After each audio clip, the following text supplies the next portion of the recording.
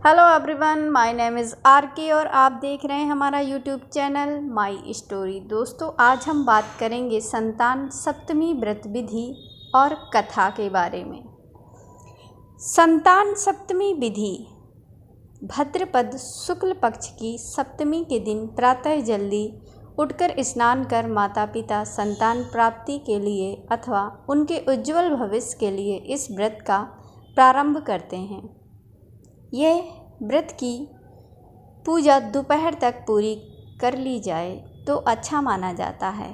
प्रातः स्नान कर स्वच्छ कपड़े पहनकर विष्णु शिव पार्वती जी की पूजा की जाती है। दोपहर के वक्त चौक बनाकर उस पर भगवान शिव माता पार्वती की प्रतिमा रखी जाती है। संतान सप्तमी पूजा विधि शिव पार्वती की उस प्रतिमा को स्नान करा के चंदन का लेप लगाया जाता है। अक्षत, श्रीफल, नारियल, सुपारी अर्पण की जाती है। दीप प्रज्वलित कर भोग लगाया जाता है। संतान की रक्षा का संकल्प लेकर भगवान शिव को डोरा बांधा जाता है। बाद में उस डोरे को अपनी संतान की कलाई में बांध दिया जाता है। इस दिन भोग में खीर पूरी का प्रसाद चढ़ाया जाता है। भोग में तुलसी का पत्ता रख उसे जल से 3 बार घुमाकर भगवान के सामने रखा जाता है। परिवारजनों के साथ मिलकर आरती की जाती है। भगवान के सामने मस्तक रख उनसे अपने मन की मुराद कही जाती है। बाद में उस भोग को प्रसाद स्वरूप सभी परिवारजनों में एवं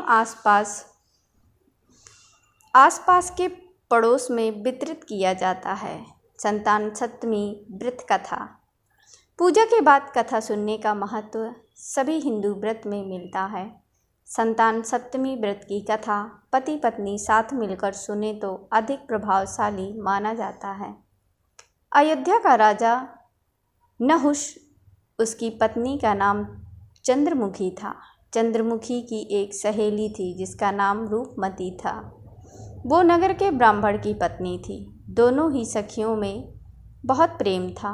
एक बार वे दोनों सरयू नदी के तट पर स्नान करने गईं। वहाँ बहुत सारी स्त्रियों को संतान सप्तमी का व्रत कर रही थीं। उसकी कथा सुनकर इन दोनों सखियों ने भी पुत्र प्राप्ति के लिए इस व्रत को करने का निश्चय किया, लेकिन घर आकर वे दोनों भूल गईं। कुछ समय बाद दोनों की मृत्यु हो गई और दोनों ने पशु योनि में जन्म लिया। कई जन्मों के बाद दोनों ने मनुष्य योनि में जन्म लिया। इस जन्म में चंद्रमुखी का नाम ईश्वरी एवं रूपमती का नाम भूषणा था। ईश्वरी राजा की पत्नी एवं भूषणा ब्राह्मण की पत्नी थी। इस जन्म में भी दोनों में बहुत प्रेम था। इस जन्म में भूषणा को पूर्व जन्म की कथा याद थी, इसलिए उसने संतान सप्तमी का व्रत किया, जिसके प्रताप से उसे 8 पुत्र प्राप्त हुए। लेकिन ईश्वरी ने इस व्रत का पालन नहीं किया, इसीलिए उसकी कोई संतान नहीं थी। इस कारण उसे भूषणा से ईर्ष्या होने लगी थी। उसने कई प्रकार से भूषणा के पुत्रों को मारने की कोशिश की, लेकिन भूषणा के व्रत के प्रभाव से उसके पुत्रों को कोई क्षति न पहुंची।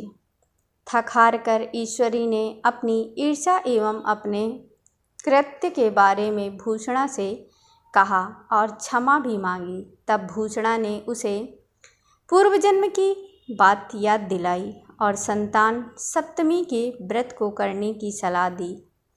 ईश्वरी ने पूरे विधि विधान के साथ व्रत किया और उसे एक सुंदर पुत्र की प्राप्ति हुई। इस प्रकार संतान सप्तमी के व्रत का महत्व जानकर सभी मनुष्य पुत्र प्राप्त एवं उनकी सुरक्षा के उद्देश्य से इस व्रत का पालन करते हैं। दोस्तों, अगर ये पोस्ट आपको अच्छी लगी हो और संतान सप्तमी की इस कथा से अगर आपको कुछ सीखने को मिलता हो तो प्लीज़ हमारे चैनल को लाइक, सब्सक्राइब, शेयर ज़रूर करें।